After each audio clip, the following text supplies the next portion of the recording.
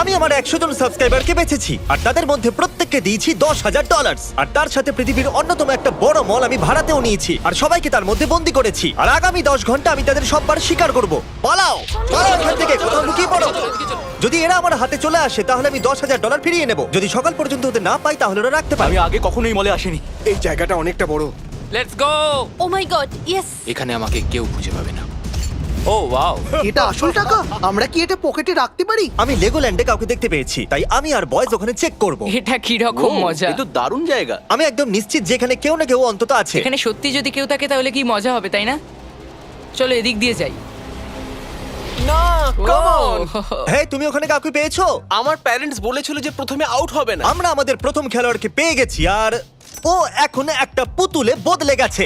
একজন আউট আর এখন 99 জন বাকি আছে। আমাদের ছড়িয়ে পড়তে হলো। চ্যান্ডেলার আর কার্ল গেল টয়েজ আর আস আর আমি এলাম আইস রিঙ্ক। এই মলেতে সবকিছু আছে। এই ভেন্ডিং মেশিনটা এত আগে কেন? আমার সন্দেহ হচ্ছে। চলো দেখা যাক।